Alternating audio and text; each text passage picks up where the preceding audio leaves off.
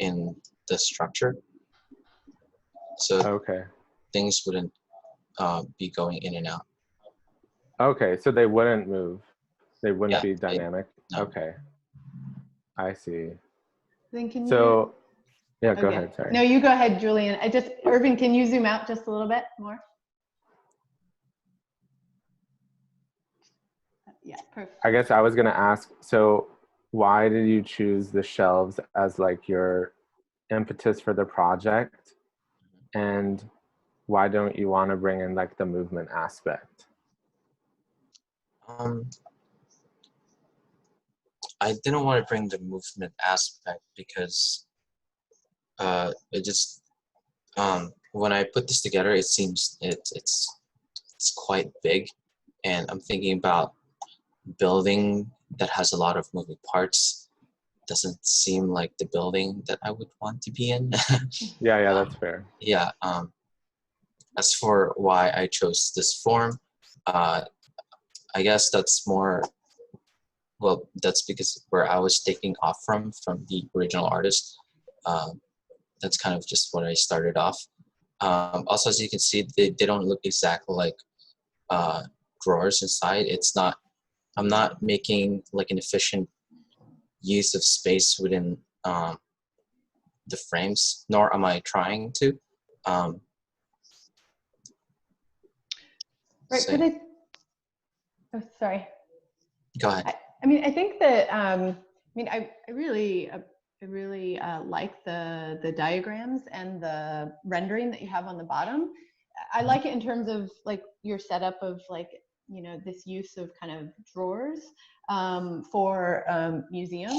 But I wonder, and I understand that it's a formal project. I understand that, but I think that there's other things that seem to be that you're grappling with that I think would be to your benefit to maybe talk about them more and or incorporate them into your design. So for example, you know, a drawer is a place that both stores things and displays things.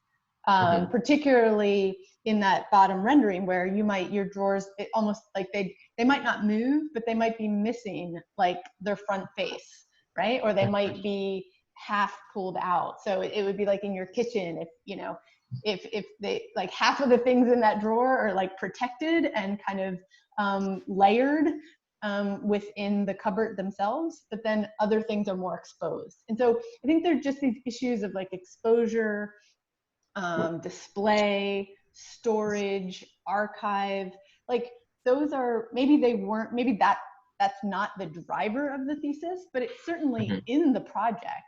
And so I'm not sure, maybe you're just not talking about it today, because I think obviously everyone's kind of editing just an aspect of it. But I think like as you move into making this more like a building that you say you want to do, I think thinking about those four, and there might be other terms, but you know, like what's the role of the archive in a museum, you know, today, in your opinion, right? Like, is it equal to the display part? You know, I think increasingly that's become, I think a lot of museums are grappling with that. Like maybe we should show more of what's in the archive. Like maybe the viewer should have a little bit more ability to curate what they see. And so maybe there's parts of the museum that are highly curated and the drawer is fully pulled out or something, but there's other parts where you actually go into a drawer and you get to view into the archive, which I'm guessing. And then I think that brings up sort of a second question, which is the archive of a museum the parts that's black in your model, that space around? Or, you know, would you sort of subvert that and the archive might actually be sometimes the drawer? Or like, I like in your original render, like, you know, the silverware compartments of a drawer, you know, like there could be sub-compartments. So there just seems to be a lot of, I think as you move from this thing just being a formal project, I think thinking about it more like a building and programmatic aspects of the museum, while thinking of some more of the conceptual terms of like, you know, what is a drawer and what does it mean in relationship to a museum? I'm sure this reference might already be on your radar, but I would encourage you to look at Herzog and Demeron's Schaulauger in Basel, Switzerland. Sorry, can you? Yeah, I'll put it in the. Uh, I'll put it in the thing, but it's a museum where basically only like 10% of it is on display, and the rest of it is a storage. So Schaulauger means like a looking storage building. So it's like mostly storage. I'm hoping that I spelled this correctly. Schaulauger. Casey, you could. Herzog. Sure, Casey will correct me in the chat if I get it wrong. Okay, I think we need to move on. I did have one question. Irvin, you have that dripping image, which I'm quite intrigued by. I don't know if the drip's going to come back, if that has something to do with like varnish of fine cabinetry or something. But I'm interested in it. Yeah, that was the mold of the soap. So I was actually having a difficult time trying to create the mold because it breaks apart every time you try to bring it out. And so I came up with this where I could methodically take out parts in sequence that it wouldn't tear apart. Oh, that is not what I totally misread that. Maybe you should like, now go back and look at it as if it was like an artist piece or something. Like maybe it's a way that kind of pulls the drawers back together on the outside. Yeah, I think, sorry, just to add on, I thought it was cool, like Christy mentioned, that you're like inverting the spaces that are storage are now like where movement happens, and then vice versa. And I think that's a cool, like programmatic exploration you could do. Even with like that dripping stuff, or like in the soap, you have like these facades. I mean, they have facades because they have these patterns, but like that could add a dimension of like other experiences within those more irregular spaces. Yeah. Yeah. All right. Yeah, I'll keep those in mind. Man, so much. I could keep going, Irvin. So much to think about. But I think we have to move on to the next one. Thank you. I'll stop sharing. Thank you, Irvin. Or Erwin. I'm sorry. I have an Irvin, so I was getting confused. Okay, Yifan, you're up. And welcome, Henry. We didn't see you in the beginning. They had you in the wrong room. Or did you get sent to a third room all by yourself? No, I got sent to the first room. Okay. And I went back to the original room and just sat there. Awesome. All right. Well, welcome. You're up fourth, I think. Okay, Yifan. Okay. Hi guys, I'm Ifan. The thesis is called Emotional Garden World. I will play the video first.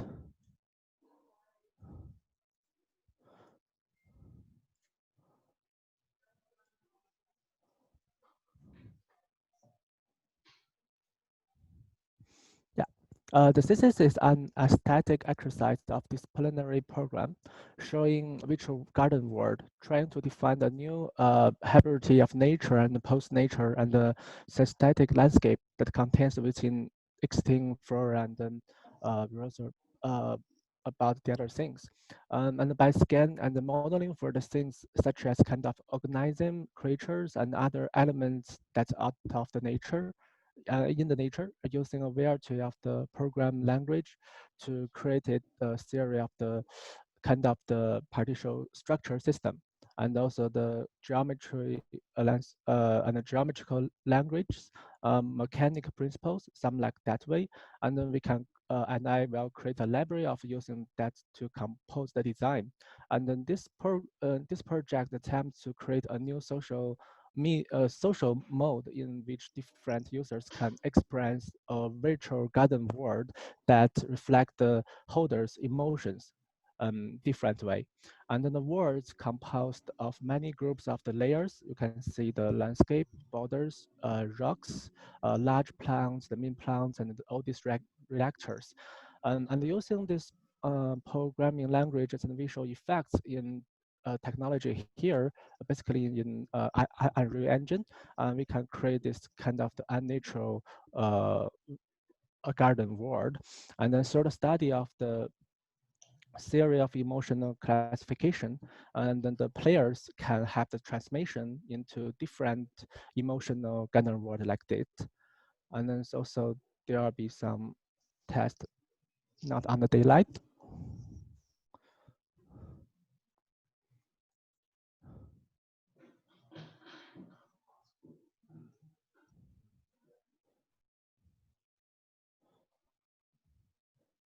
Yeah, and then this video is a kind of the simulation about what players will see and then what they can do and touch in this virtual reality world, and it's kind of like that one. And also, I make a kind of the diagram to explain how I will make this order of this new virtual world. Like you can see this all reactors, all the different elements here, and then within the different emotional classification here, and then with the change of the holder's emotions, and then the players can get a different result of it. So this is what this program talking about. And then also this is some the basic emotional classification, such as surprise, fear as a normal, and then the joy or love, and then anger and sad. And then the players can have different experience during this all the kind of the world. And then after that, there's another word from the beginning based off the surprise word. Basically, you can see it's like that. I will show you on the Unreal. Yeah, it's basically you can feel and then to go like this.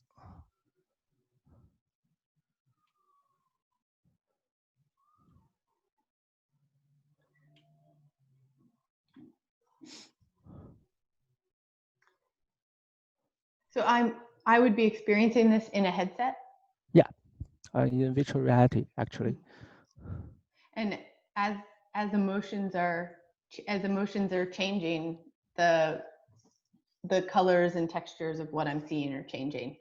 Yeah, and also there's some shape change, and also did some test about animation, and it will be showing such as the you can see the it's very strange structure of the plants. They can disappear in pieces, or their lack of flower to explode like that, or something like that. Yeah. Interesting. It's like is it like an update? It's like a 2020 mood ring. Uh-huh. Do you remember like mood rings that did you ever have a mood ring that you'd wear? Uh-huh. And based on like your body temperature, it would change color. Well, I guess Yeah. it was body temperature, but I think it was meant to be like, if you're happy, it was going to be yellow. And is that part of like the, I don't know, is that like a I'd be curious what references you're kind of looking at for this, or like historical ones, like the mood ring, I guess would be pretty historical at this point, or like other references to kind of contextualize what we're seeing to our emotions. Like, are there other people working on that? I mean, I might just be naive in this category, so I'm just offering that as like, when you're presenting, are there kind of other recent examples or ways that other people are doing it and you're doing it slightly differently? I have one example from that Casey told me, an artist called Yan Chen, and he got a very cool game design. They basically use the AI to help him to control that. I can show you some maybe his maybe, wait. Yeah, for example, is that the Yan Chen's diagram to help him to get his design of the game. He can get more these reactors here and then put the how the reactions work on this all the elements. And in his game, that's the all the collectors and all these elements can move automatically by this code or the script, and also basically with the AI and helping to control with kind of the not emotion, but a very complex system. So there's will be a good reference to me. And then the other reference to me is more like uh, the concept art, and then also the game art I collection from many fields.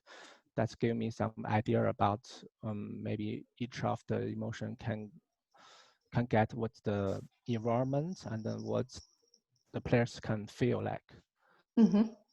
Yeah, I think that's it. Thank you. Yeah, Thank you. I'm sure as you prepare for midterm and stuff, that context will be in there. So thanks for sharing. I know that these are shorter presentations. Is this clear to everyone else? And there's no other questions because I have like 10 more. I'm sure there's not because just because it's pretty interesting, Ifan. It's very new, at least to me. Thank you. Any other students want to comment? Julian is the only one that's showing his, but other students, even if I was, okay. oh yeah. No, yeah, I was gonna ask, because I think it's really cool. And it actually reminds me of Fantasia. I don't know if you ever watched that movie. But there's like these different scenes of like natural disasters and stuff.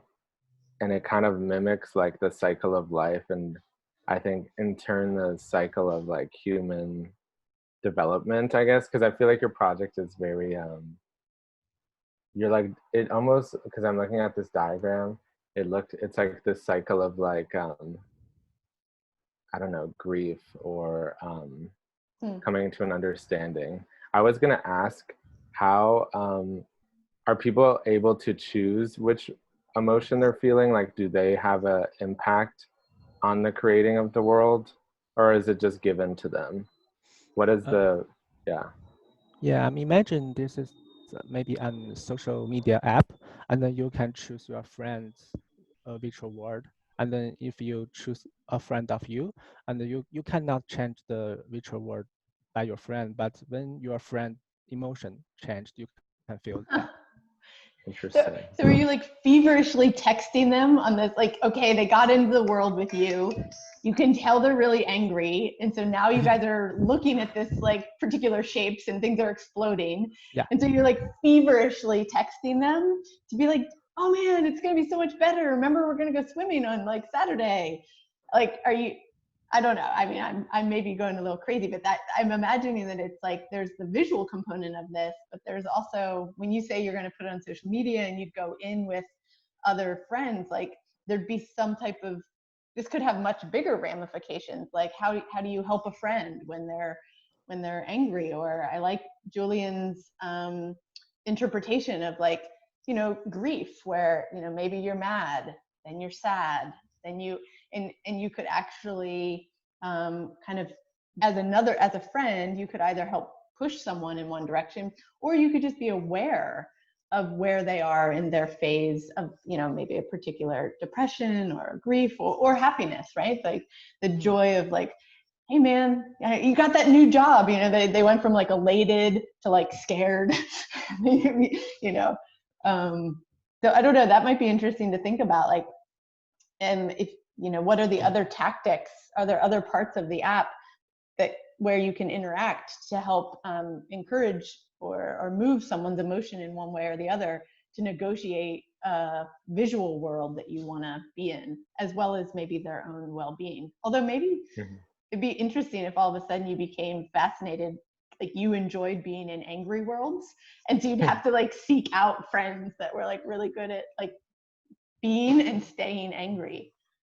I don't know. Am I reading too much of that into this, Ifan, or is this kind of the things that you're thinking?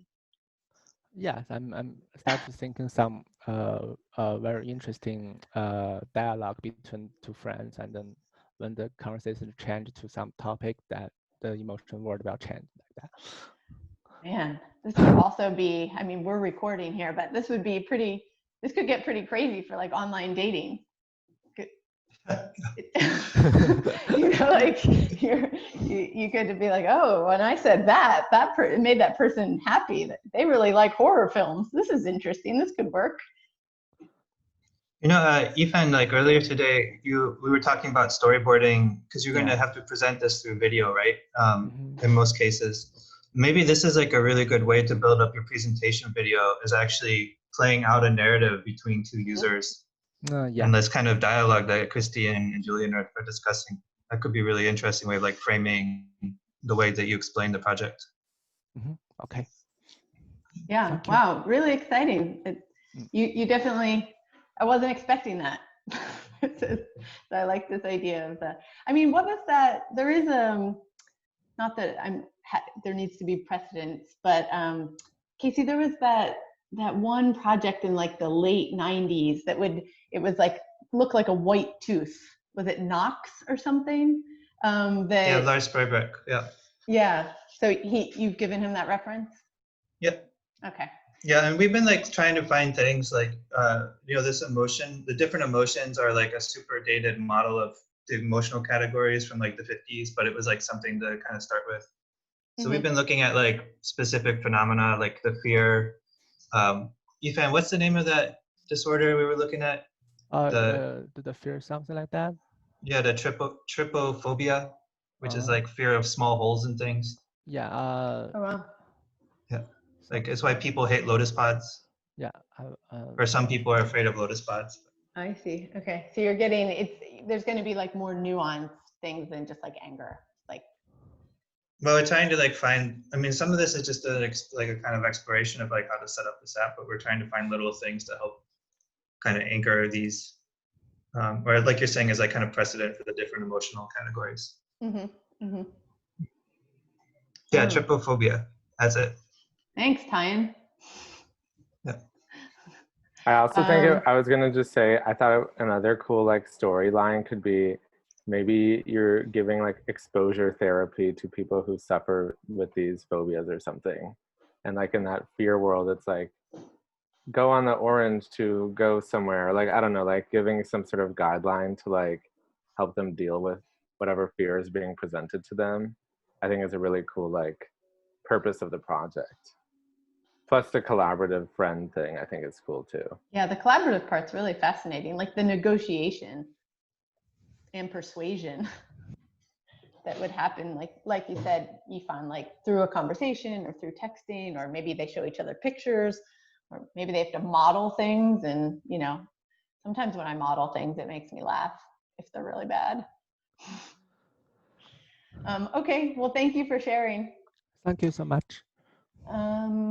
Okay, Tyan, I think you're up.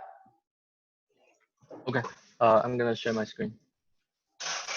I just a note for everyone. I appreciate the students that are here, and Julian also for commenting. It's very nice. I think we might go a few minutes over 3 o'clock, although it does seem that we're missing our 5th person. So we'll have 10 minutes for Tyan and 10 minutes for Henry. Okay. So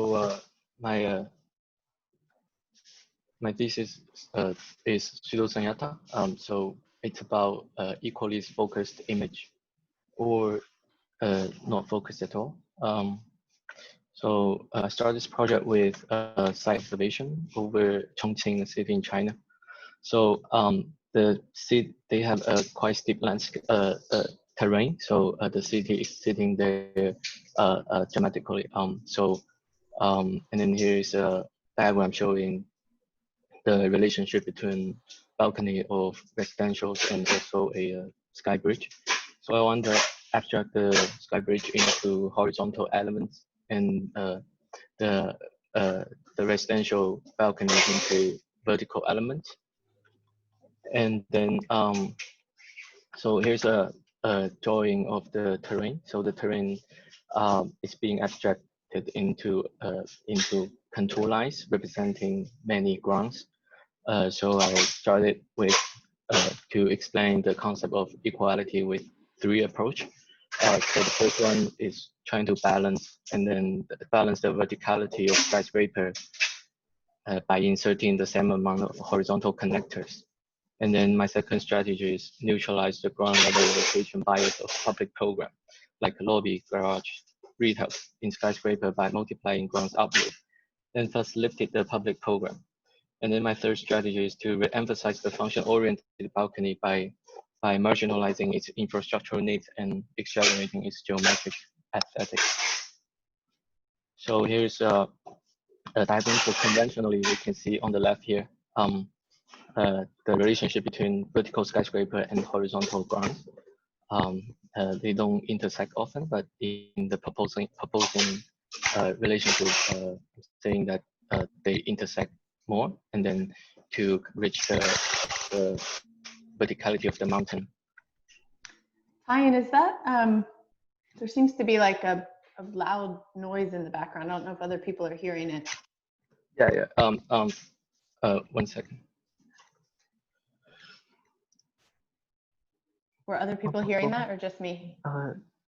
Yeah. Okay. It's me. It's from my side. Okay. Sorry. No Is it problem. better now? Yeah, thank you. Okay. So here is a emphasize upgrade version of the previous diagram. So with the mountain lines on the back representing the mountain, and then the vertical lines is the skyscraper, and then horizontal line is just going to be the connectors. So this is the first attempt of the image I want to approach, and then essentially a lot of information is being stacked together, and then trying to make this image equal. And then also I'm trying to play with the experience where when you situate a person in there, and then the view he's getting from top down, left, right is always going to be filled up. So one example would be one sample of the personal experience will be here, and then we can see this kind of becomes, this is the intersection between skyscraper and a connector. So essentially a expansion of the balcony. So when they are inside, I'm trying to render different. It's gonna be more obvious in the animation, but I don't have it yet. So just some perspective shot. And then another sample, and then this kind of goes on forever. And then there's another sample I'm showing.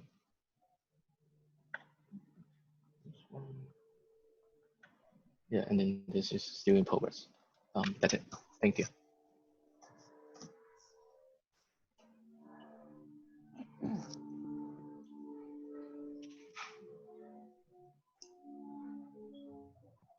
This is great. Do you know my one of my thesis students, Lou?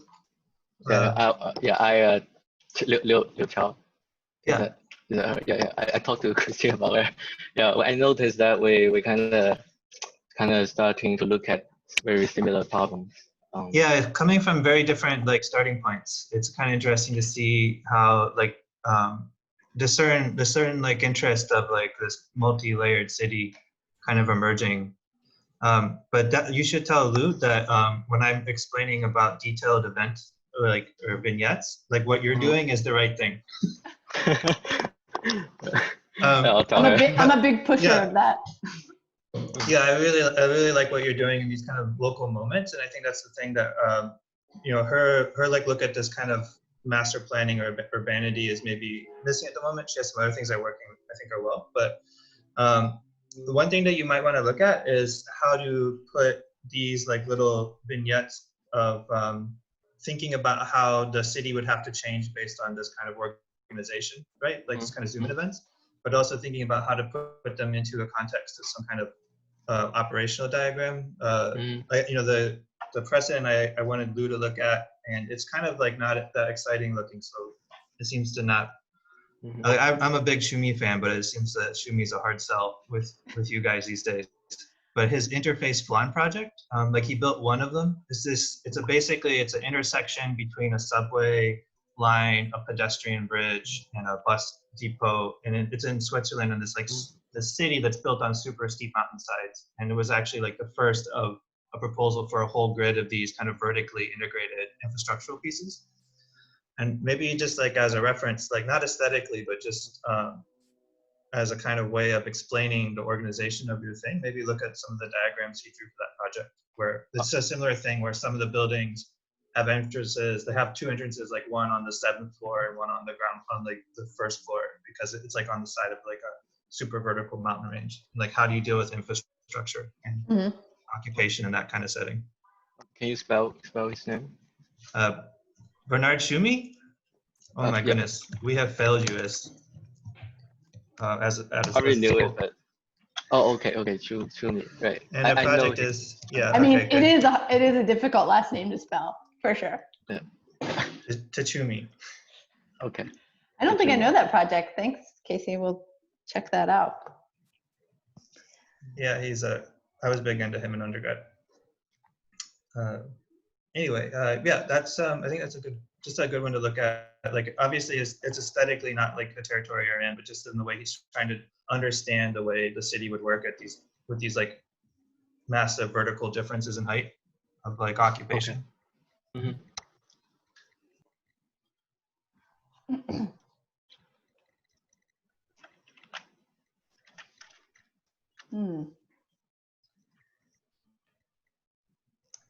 Any other thoughts? Yifan, what do you think? Any thoughts?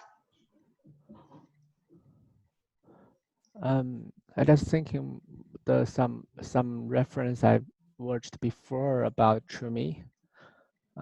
It's really helpful, I think. So you're reinforcing Casey as Casey's good reference. Yeah, you don't get a better grade for backing up my references.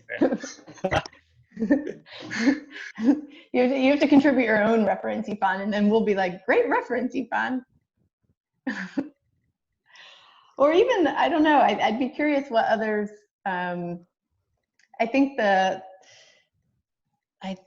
part, Tyan, that we still need to work on is maybe partially what Casey was talking about, which is I mean, you've made this incredible world, and I know it's only going to get better, and you're going to fly us through it, and there's going to be lots of ways to understand it.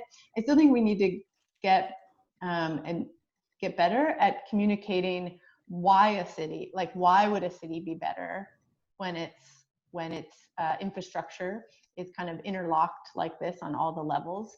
I mean, you and I talk. I mean, you know, we know some reasons why it would be, but I think you have to start practicing in these forums, even just with your colleagues, not just what it is, but the practice of like why you think it's a good idea, you know?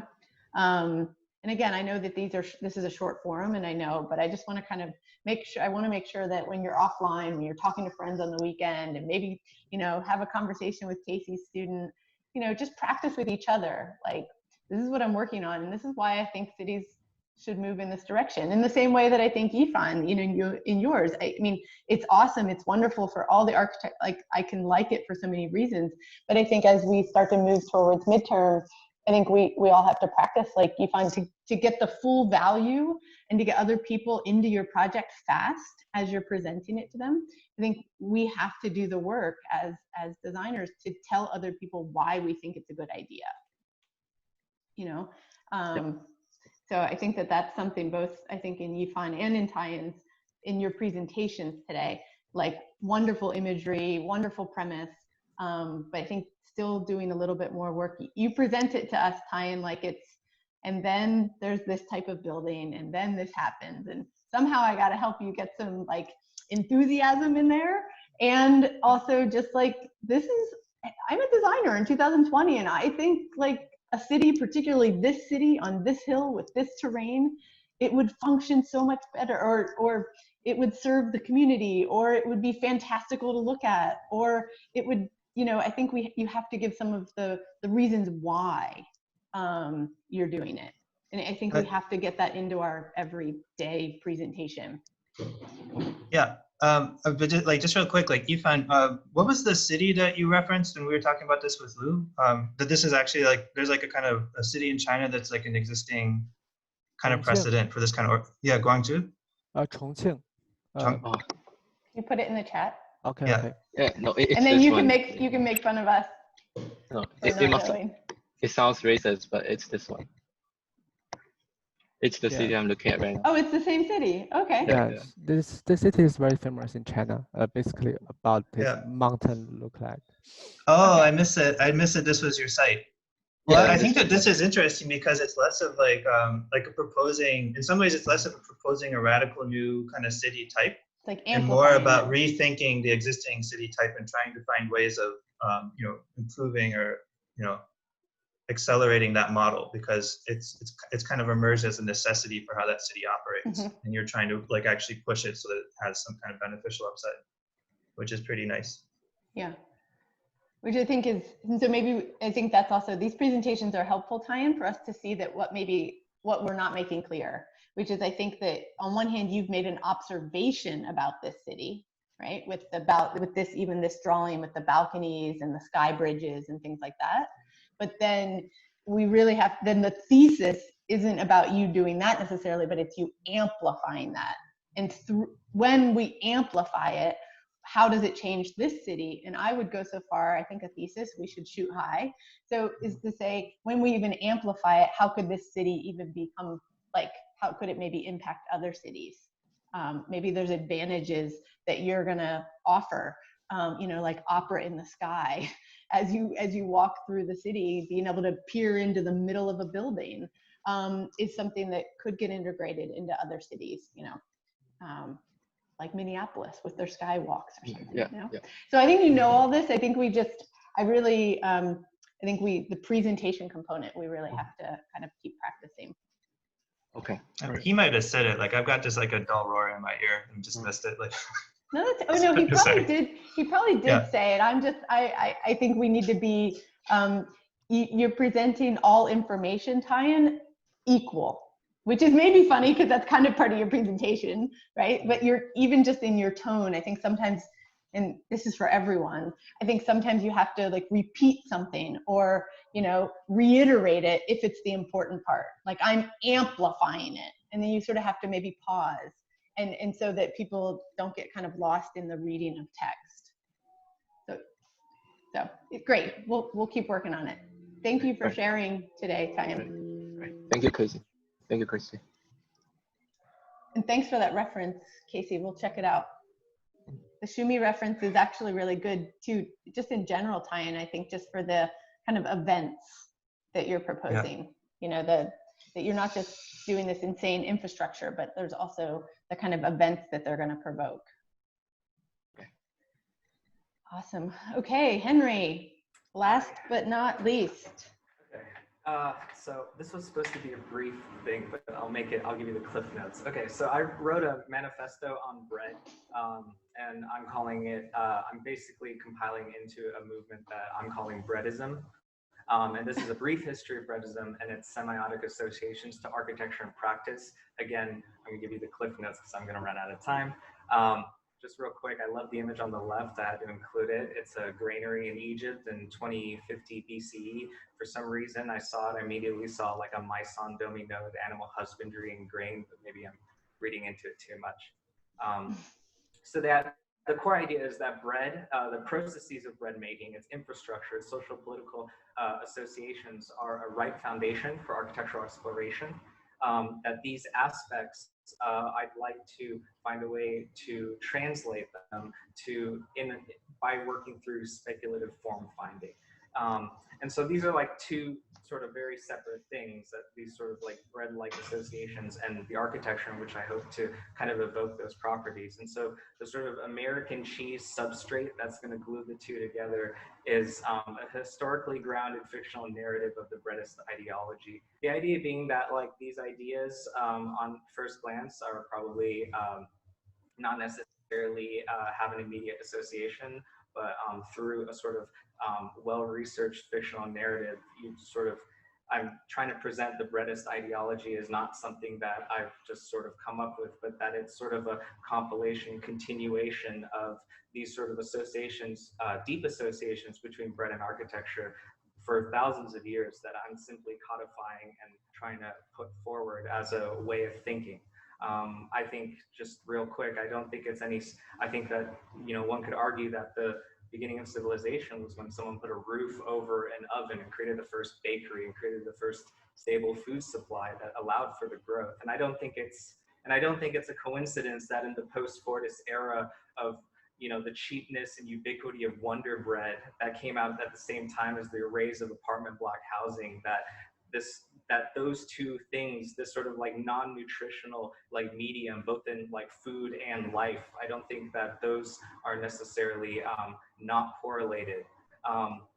And so I want to sort of take these qualities that I've identified and sort of imbue them into architecture. And so the idea of writing a narrative is sort of to frame the idea that bread, or sort of the breadist movement, is really just comes from the beginning of like civilization, like the fact that Romans tied the value of bread to the value of their currency, that bread in and of itself is more of a foundational aspect of society than let's say, structures which we consider to be physical, that it's like that's a staple food. It's like the necessary medium to which society operates. In my narrative, the breadists were a social political force because the inequities of food caused between the rich and the poor, such as what happened in the 13th century with the forcing of the signing of the Magna Carta, which was the first it was the first treatise which regulated standards for the production and quality of bread, as well as the sort of narrative of let them eat cake that helped topple the French monarchy. And so I'm interested in these sort of sort of socio-political aspects that are rooted physically to things like bakeries that became community hubs, that became part of everyday life. And so I think that actually architecture and bread and actually have a lot in common. And so the way I'm sort of working through this is sort of trying to identify some tenets that these sort of emphatically obsessed breadists would have towards bread, that like the fact that, you know, there's a sort of like consistency, like bread across all cultures is it's technically defined as a leavened dough. So they have gluten structures, they have yeast. This idea that, you know, you can present it sliced or whole, that it's a living organism, that it decays, that it like expands and contracts, and it also has iconographic qualities. Like every culture has their own form of bread, and that maybe you can, by using the form, you could co-opt the culture and sort of, you know, imbue yourself into sort of the cultural like milieu without having to something like that. Okay, so, Henry, I think you should leave some room for discussion. So okay, yeah. So I just wanted to go through real quick. So the first thing was this idea of wrapping iconography in a doughy rind, or architecture as stuffing. The second one is the idea of like sort of architectural worlds as inlays with strange adjacencies. I think the bread sort of in between is not unlike a physical break line in an architectural drawing, that you can sort of smash together these not strange worlds right together and not have to deal with the sort of the consequences or the things that come across. And also, breaded is amazing, Henry. I missed that. Is that a new title? Thank you. Is that a new title? Yeah, I thought about it for like maybe 15 minutes. That's amazing.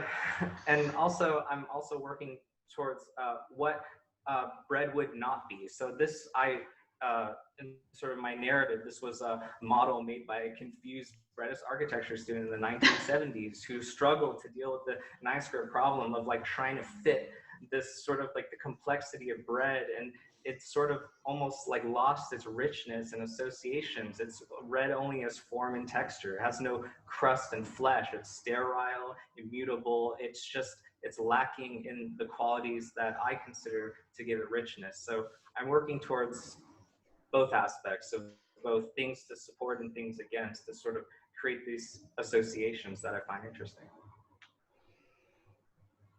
Yeah, thank you. I'm curious whether we're going to get any breadists on board, Henry, today. I'm working on it. I'm not going to say anything. You guys talk.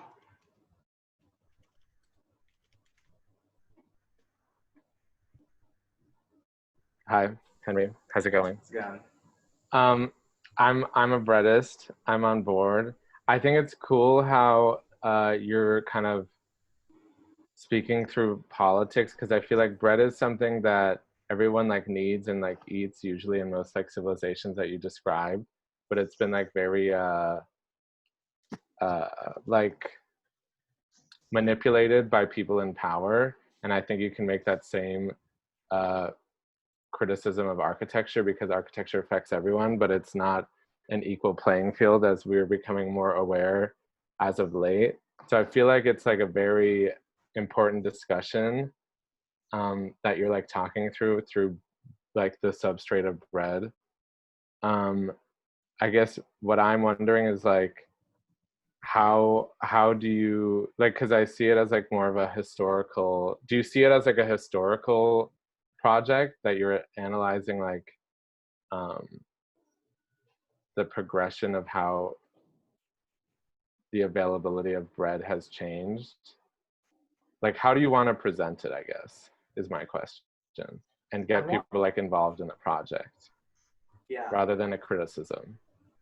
Well, I think you sort of touched on that like imbuing it with the sort of like historical aspect, I think is what gives it some grounding. I think that, you know, initial reaction, it's sort of, I mean, initial reactions might seem like these two things are unrelated, but I think that having that basis, and also like you also mentioned, is not necessarily having to work on like say necessarily like ideas that, well, I would hope that I put forward ideas that are an attempt at sort of producing a new reading for architecture, that I sort of have these aspirational qualities of bread that I'd like to, or criticisms that I would like to also associate with architecture now, but also it's sort of freeing that it sort of allows you to work in different modes.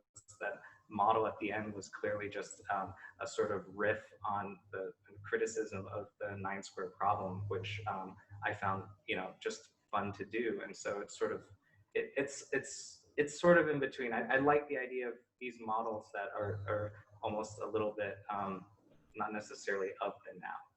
That, yeah.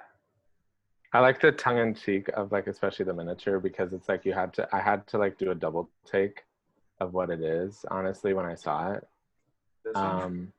Yeah. I don't know. I kind of think it's cool. I also think like the setting of like that photo specifically, like you have other bread that's not affected by architecture. And so it's like, you're like breaking that cycle of like not messing with the bread. And now you're trying to imbue like a new architecture into it. So that's why I feel like that image is like really strong, because like, yeah, I can detect that you're doing something differently. Whereas like the spinning one before it, I don't really see the historical progression, I guess. Right. Yeah. But I think it's really cool. Casey, I'd be super curious just what your thoughts are. First, I hate puns, but that's, you know, I won't hold that against you. What you're doing is called a hudibrastic, which is a device for criticism in literature that I think, you know, one of the early examples of it would be John Donne, who's like the godfather of metaphysical poetry, used a device, like he was clergy and he was trying to be critical of some positions of the church.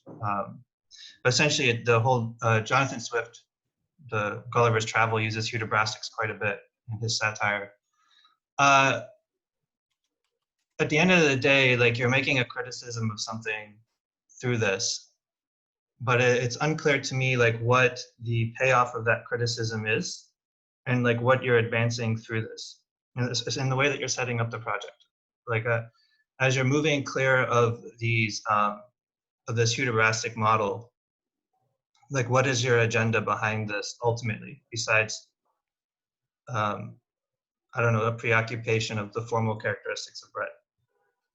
I think that would be the question, you know, if we were to look at this as a thesis. However, if you're using it as a kind of device for a personal formal exploration, maybe it's not as critical. But certainly as a precedent, like what you're doing, just so you know, is a hudibrastic. Look it up and see how it's used in the past, maybe, and you know why it was applied to where it was. Mm-hmm. Just Google it right now. I'm gonna go back and read it in detail afterwards. It's essentially making something heroic, which isn't. So, for example, John Donne, and I think one of his seven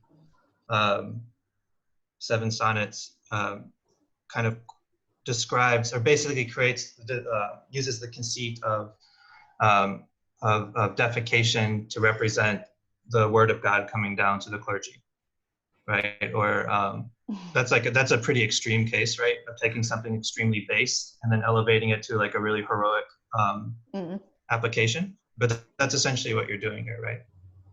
And so all of your kind of historical kind of trajectory that you're building is a device to substantiate the kind of false, or the kind of heroism of bread, to put it on the territory where it could have kind of disciplinary impact. But maybe what I'm not sure yet is like, what's the payoff of that? Is it in it? And for me personally, like totally comfortable with it just being like a kind of formal exercise that you found. But then I think some interrogation of like what the value from that process is for you would be like a nice thing to add. And maybe it doesn't have to be part of your thesis presentation, but you know, as you're moving forward as a designer, like understanding like what kind of liberations this process has given you, or what kind of opportunities for you as an architect moving forward in terms of how you think about a design project this kind of operation has given you. Yeah, I think it needs to be in the presentation, Henry. At least the part of you know, what is the value that you, I think Casey said it well, like what is the value that you see is one way to, you know, I think you can ask the question different ways.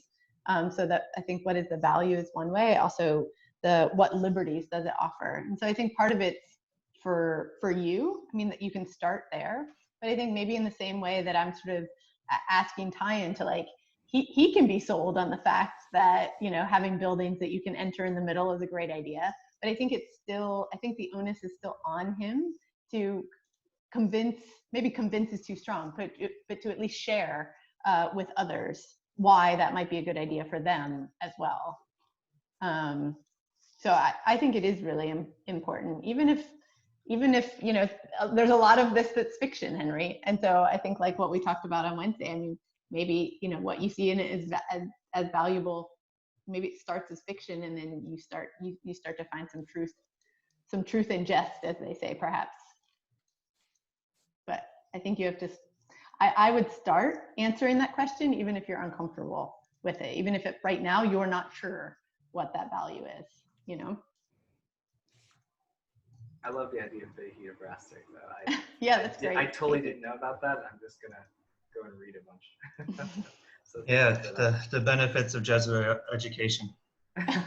I tell you what, if you can explain to me like all 7 of those sonnets, I'll buy you a Snickers bar. Fantastic. Fucking dense. Awesome. All right. Well, this was that was quite an extreme 4 projects that we saw in terms of range. Thank you guys all for sharing. And anything else we need to do, Ferris? Just a reminder that we'll send out an email soon about model-based pickup, and just a reminder about all the deadlines for midterms, and that's it. Okay, thank you. Thank you, Ferris, for everything you're doing. It's a lot. Thanks. Yeah. Okay, bye everyone. Have a good weekend. Mm-hmm.